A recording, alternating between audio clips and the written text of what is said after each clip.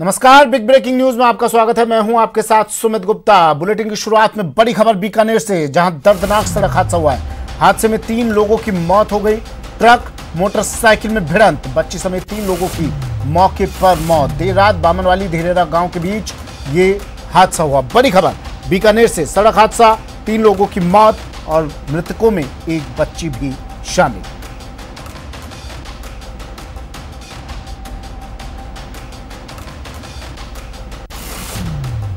भरतपुर से बड़ी खबर आ रही है। बोलेरो में लगी आग। भरतपुर में चलती बोलेरो में आग लग गई। ड्राइवर ने बामुश्किल कूदकर अपनी जान बचाई। गंगा मंदिर के पास यह हादसा हुआ और जैसे ही जानकारी आसपास के लोगों को मिली, उन्होंने तुरंत फायर ब्रिगेड को सूचना दी। फायर ब्रिगेड की गाड़ी मौके पर पहुंची और आग पर काबू पाया गया।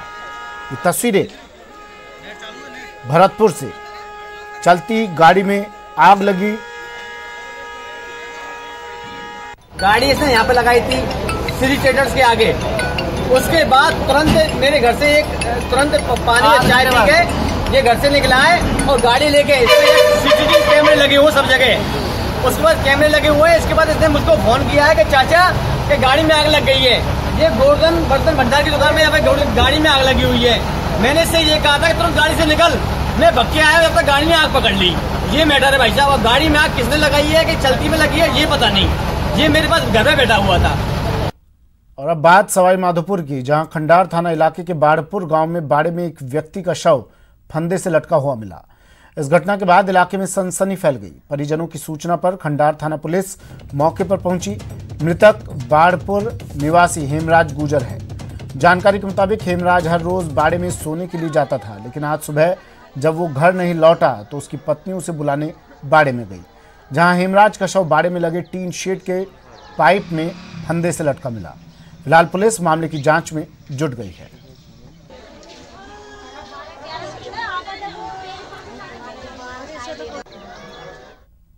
हम बाड़पुर से सूचना मिली कि एक व्यक्ति का मर्डर हो गया है। इस सूचना पर मन एसएचओ में जाब्ता के गांव बाड़पुर आया, जहां एक बाड़े में व्यक्ति की लाश रस्सी से लटकी हुई थी, जिसके पीछे से हाथ बंधे हुए थे। मामला संदिग्ध है। लाश को हॉस्पिटल पोस्टमार्टम में भिजवाया गया है।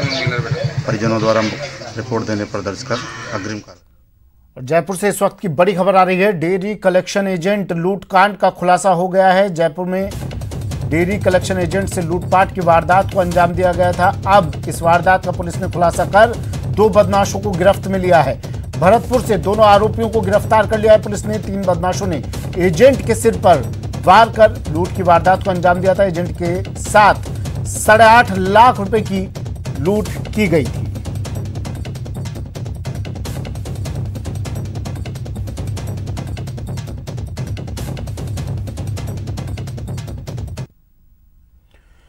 भरतपुर में हत्या के बाद ग्रामीणों का हंगामा। देर रात बदमाशों ने एक युवक को गोली मार दी, जिसके बाद ग्रामीणों ने प्रदर्शन किया, हंगामा किया। पहाड़ी थाने के चौराहे पर जाम लगा दिया। थाना प्रभारी को बर्खास्त करने की ग्रामीण मांग कर रहे हैं। पूरे थाना स्टाफ को लाइन हाजिर करने की मांग ग्रामीणों की। देर रात अज्ञात बदमाशों ने बाइक सवार को गोली मारी थी। गोली लगने से एक युवक की मौके पर ही मौत हो गई थी। ना कोई दबिश करी और ना ही कोई डॉक्टर मायने के लिए कोई इन्होंने इंतजाम किए। कल रात से घटना हुई है, आज 9 बज गए, इन्होंने कोई इंतजाम नहीं किए। हमारी मांग है पूरी जनता की कि इस थानेदार को तुरंत बर्खास्त किया जाए, पूरे थाने को लाइन हाजिर किया जाए और मुलजिमों को तुरंत पकड़ा जाए। सही बात। चलिए अब बात कोरोना के कहर की। देश में कोरोना वायरस मरीजों का आंकड़ा बढ़कर अब 34,63,973 हो गया है। लगातार तीसरा दिन है जब 76,000 से ज्यादा मरीज मिले हैं। आज के आंकड़ों के अनुसार पिछले 24 घंटे के अंदर 76,472 लोगों की कोरोना रिपोर्ट पॉजिटिव आई है। एक दिन में 1,021 लोगों की मौत भी हुई है। इसी के साथ भारत अब दुनिया का तीसरा देश हो गया है जहां कोरोना ने सबसे ज्यादा लोगों की जान ली है। इस बीच राहत की खबर यह है कि ठीक होने वाले मरीजों का आंकड़ा भी बढ़कर 26 लाख से ज्यादा हो गया है। अब तक 26,48,999 लोग ठीक हो चुके हैं।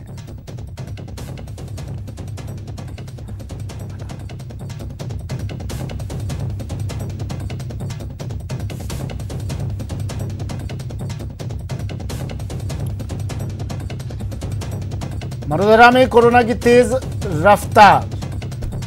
आज 595 नए केस मिले हैं, 8 की मौत आज हुई है। पॉजिटिव मरीजों की संख्या 78,000 के करीब पहुंच चुकी है। कोरोना से अब तक 1025 लोगों की मौत हो चुकी है। 61,000 से ज्यादा मरीज डिस्चार्ज किए गए हैं। प्रदेश में फिलहाल 14,697 एक्टिव केस हैं।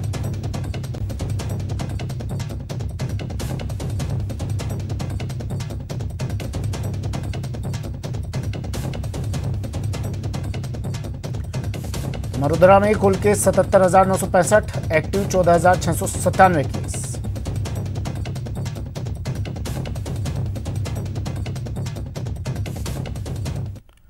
प्रदेश में कोरोना का कहर लगातार जारी है और मरीजों की संख्या 78,000 के पार हो चुकी है। लेकिन इस बीच स्वास्थ्य विभाग अपने ही विभाग के मुख्य चिकित्सा अधिकारियों की ओर से जिलों से भेजी जाने वाली रिपोर्ट को लेकर गंभीर नहीं है। जिलों से सीएमएचओ की जारी रिपोर्ट और प्रदेश स्तर पर अपडेट रिपोर्ट में आंकड़ों में बड़ा अंतर दिखाई देता है। संभावना जताई जा रही है कि आंकड़ों से छेड़छाड़ किया जा रहा है।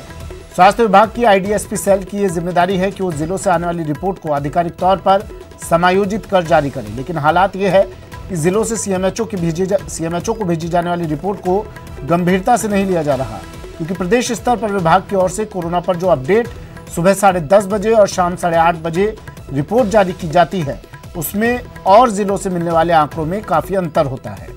उधर दूसरी ओर प्रदेश के स्वास्थ्य मंत्री डॉक्टर रघु शर्मा का कहना है कि वर्तमान में लगभग 80% मरीज सही होकर घर जा रहे हैं। यही नहीं, प्रदेश की कोरोना से होने वाली मृत्यु दर भी 1.3% रह गई है।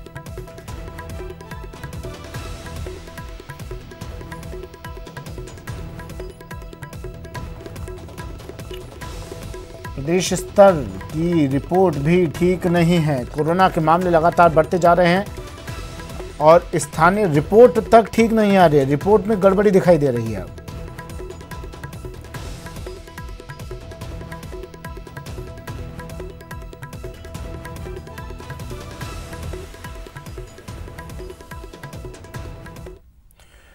चलिए, तो अब प्रदेश भर में क्या हालात हैं, अलग अलग जगहों से जानकारी आपको दे देते हैं। मेरे सहयोगी हमारे साथ जुड़ गए हैं, सचिन जयपुर से, ललित जोधपुर से और कपिल उदयपुर से हमारे साथ जुड़ गए हैं। सबसे पहले सचिन, आपके पास में आ रहा हूं। क्या अपडेट कोरोना को लेकर?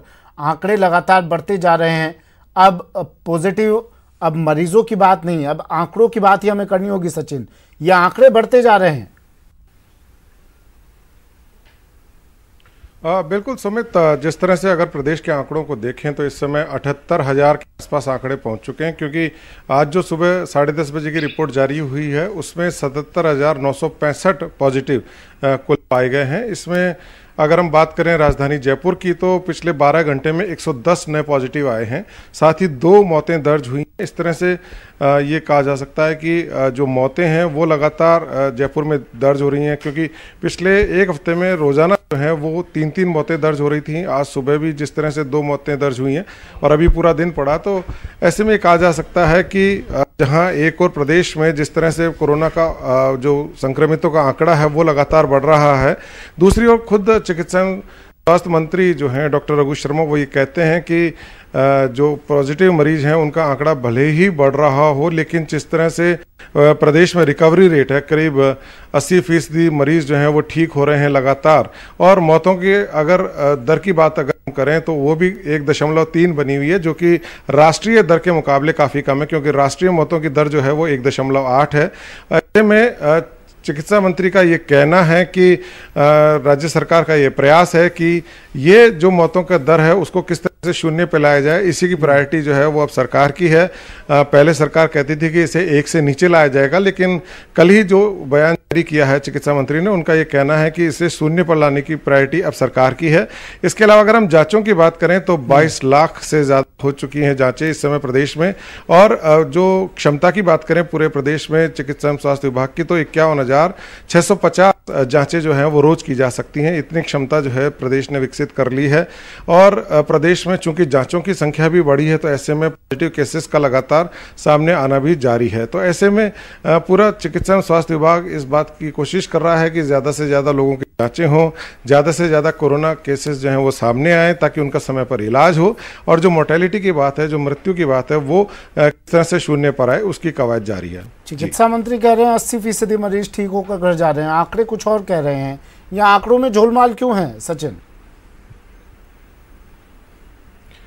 देखिए सुमित, जिस तरह से आंकड़ों की बात न्यूज़ 18 ने उठाई है, क्योंकि जो सीएमएचओ स्तर पर जो आंकड़े भेजे जाते हैं वो आईडीएसपी सेल को जाते हैं। चिकित्सा एवं स्वास्थ्य विभाग का एक सेल बना हुआ है जिसमें सारे डाटा जो हैं पूरे प्रदेश से इकट्ठे होते हैं। सीएमएचओ की जिम्मेदारी होती है वो अपने जिलों से जो भी लैब की रिपोर्ट प्राप्त होती है, चाहे वो मौतों का आंकड़ा हो, चाहे वो सैंपलिंग का हो, या उसके अलावा जो रिपोर्ट आती है यानी पॉजिटिव नेगेटिव, वो रिपोर्ट जो है सरकार के आईडीएसपी सेल को जाती है। और आईडीएसपी सेल की ही जिम्मेदारी होती है कि वो उन आंकड़ों का जो है पूरा कंपाइलेशन करे और उन्हें जो है जारी करे, ताकि जो भारत सरकार है, जो मिनिस्ट्री ऑफ हेल्थ है, वहाँ पर भी वो आंकड़े जाते हैं। क्योंकि तो ऐसे में सारी जिम्मेदारी आईडीएसपी सेल की होती है। लेकिन पिछले कुछ अरसे में ये नोट किया है न्यूज़ 18 राजस्थान ने कि सीएमएचओ के स्तर पर जो आंकड़े जारी हो रहे हैं और जो आईडीएसपी सेल जो आंकड़े जारी कर रही है रोजाना सुबह और शाम की बुलेटिन जो जारी करती है, उसमें काफ़ी झोल है। क्योंकि कल भी जिस तरह से हम देखें तो कोटा में जो सीएमएचओ ने आंकड़े दिए थे वो दिए थे 237 पॉजिटिव के, लेकिन आईडीएसपी सेल ने जो जारी किया वो 53 पॉजिटिव बताए थे।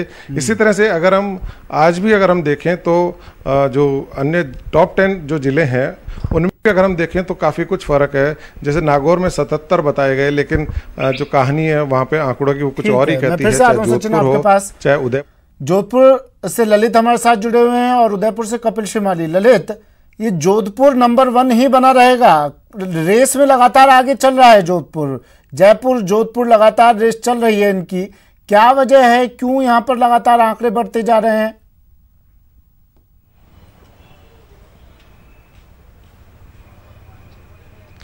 देखिए सुमित, कारण साफ है, लोग अवेयर नहीं है, जागरूकता नहीं है और लोग लापरवाही बरत रहे हैं। यही कारण है कि लगातार ये आंकड़े फैल रहे हैं। आज सुबह की रिपोर्ट में 45 नए मरीज सामने आए हैं और इस लिहाज से जोधपुर शहर में 12,224 मामले हो चुके हैं। तो आप सोच सकते हैं कि जिस तरह से लगातार आंकड़े बढ़ रहे हैं तो वो एक चिंता का विषय है। रोजाना दोहरा शतक लग रहा है, कभी कभी तीसरा शतक लग रहा है। तो ये जो शतक लग रहे हैं, अनचाहा शतक लग रहे हैं, ये कहीं ना कहीं परेशानी का सबब है। फिलहाल जमीनी स्तर पे कोई खास रोकथाम नजर नहीं आ रही है, चाहे पुलिस डिपार्टमेंट की बात करें, चाहे स्वास्थ्य महकमे की बात करें।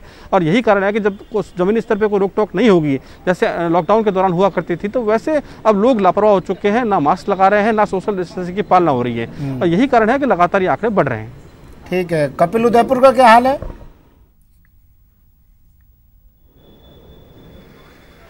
देखिए, उदयपुर में भी पॉजिटिव मरीजों की संख्या में लगातार इजाफा देखा जा रहा है और जो ये आंकड़ा है अगस्त महीने में काफी तेजी से बढ़ा है और अब इस आंकड़े ने 2668 के फिगर को अब छू लिया है। उदयपुर में महज अगर हम अगस्त महीने की बात करें तो 1300 से ज्यादा मरीज अब तक सामने आ चुके हैं, लेकिन ठीक होकर घर जाने वालों की संख्या भी 2150 है। और उदयपुर में इस समय अगर एक्टिव केस की बात करें तो 495 एक्टिव केस बने हुए हैं। लगातार संख्या में इजाफा हो रहा है। पिछले 2 दिनों में 216 केस सामने आए उदयपुर में। तो ये बड़ी चिंता का विषय और सबसे ज्यादा चिंतित होने का विषय यह है कि उदयपुर में अब नए केसेस की संख्या ज्यादा आ रही है और अब चर्चा ये होने लगी है कि कहीं उदयपुर कम्युनिटी स्प्रेड की ओर तो नहीं बढ़ रहा है, क्योंकि उदयपुर के हर इलाके से अब नए पॉजिटिव केस सामने आ रहे हैं जिनमें संक्रमण कहां से आया है इसका ना चिकित्सा विभाग पता लगा पा रहा है और ना संक्रमित होने वाले व्यक्ति को पता है। हालांकि सीएमएचओ डॉक्टर दिनेश खराड़ी का कहना है कि उदयपुर में अभी स्थिति नियंत्रण में है और यदि जागरूकता पूरी अपनाई जाएगी, कोरोना प्रोटोकॉल की पूरी तरह से पालना की जाएगी, तो जो नए केसेस सामने आ रहे हैं उनको रोकने में काफी हद तक सफलता मिल सकती है। लेकिन सभी जो प्रयास है अभी तक विफल साबित हो रहे हैं। ठीक है सचिन, सीएमएचओ का आंकड़ा अलग जानकारी देता है, आईडीएसपी का आंकड़ा अलग जानकारी देता है। ये झोल पहली बात तो हो क्यों रहा है, किसकी लापरवाही है? दूसरी बात, अगर इसी तरह से इन आंकड़ों में ही झोलमाल रहेगा, ये आंकड़े ही तथ्य सामने नहीं आएंगे, तो मॉनिटरिंग किस तरह से की जाएगी फिर?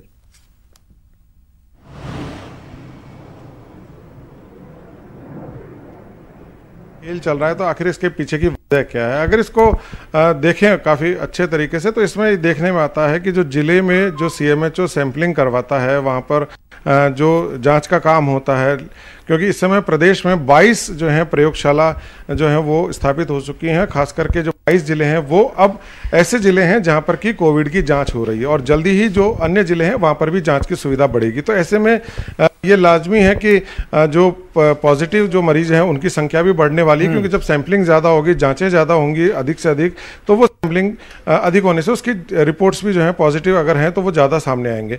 लेकिन जिस तरह से ये रिपोर्ट में जिस तरह से हम देख रहे हैं आंकड़ों में हेरफेर, तो उसको लेकर के जो आईडीएसपी सेल के जो प्रभारी हैं डॉक्टर रवि प्रकाश शर्मा, उनसे हमारी बातचीत हुई थी। उनका ये कहना था कि चूंकि जो राजधानी स्तर पर जो आईडीएसपी सेल है वो सुबह 8 बजे और शाम को 8 बजे 2 बार आंकड़ों को अपडेट करता है और जिलों से आंकड़े लेता है, लेकिन कई बार जो है जिले वो रिपोर्ट जिस तरह से भेजते हैं कई बार उनमें देरी भी होती है, तो वो आंकड़ों जो अंतर है वो लगातार बना रहता है और ये अंतर जो है वो शुरुआत से ही बना हुआ है। लेकिन उनका कहना था कि ये जो है कवर हो जाता है लेकिन आंकड़े छूटते नहीं है, जबकि ऐसा नहीं है। अगर हम अकेले कोटा की अगर हम बात कर लें तो वहां पर पिछले 7 दिनों में 800 के करीब केसेस आए हैं सामने। शुक्रिया सचिन तमाम जानकारी के लिए।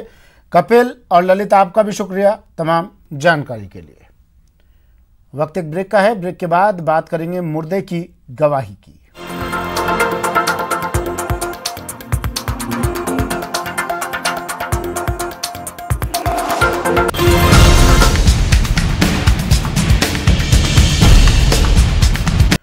खबर जोधपुर से। जोधपुर में छात्र नेता की मौत के बाद बवाल बढ़ गया है। परिजनों ने शव लेने से इनकार कर दिया है। माणक लाव धरना स्थल पर तबीयत बिगड़ गई थी, इलाज के लिए अस्पताल ले जाया गया। अस्पताल में छात्र नेता की मौत। भारतीय किसान संघ ने आह्वान किया है छात्र नेता की मौत पर न्याय दिलाने का आह्वान।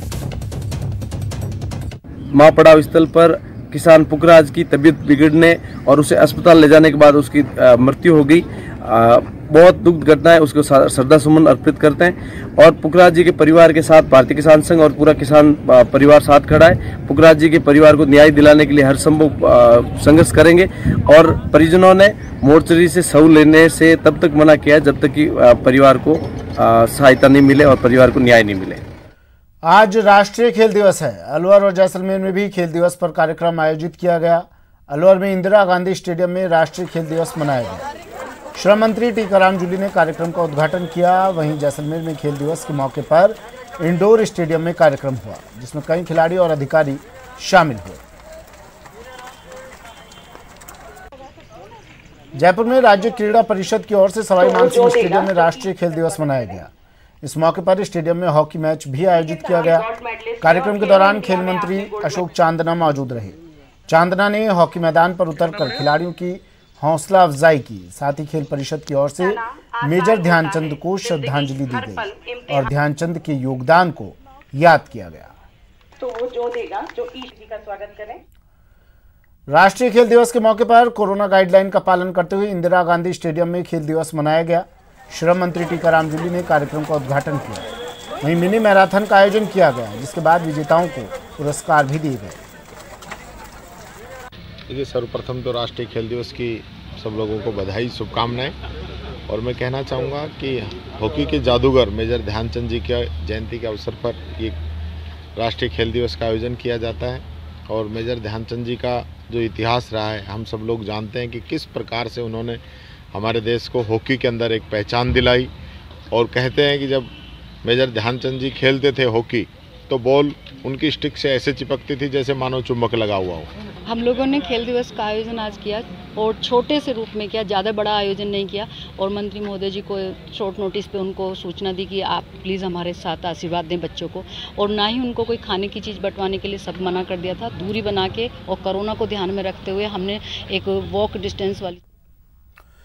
हॉकी के जादूगर मेजर ध्यानचंद का जन्म दिवस आज खेल दिवस के रूप में मनाया जाता है। इसी को लेकर जैसलमेर में प्रभात फेरी का आयोजन किया गया। प्रभात फेरी को सचिव नगर विकास न्यास अनुराग भार्गव और जिला खेल अधिकारी राकेश बिश्नोई ने हरी झंडी दिखाकर इंडोर स्टेडियम से रवाना किया जिसमें खिलाड़ी भी शामिल हुए।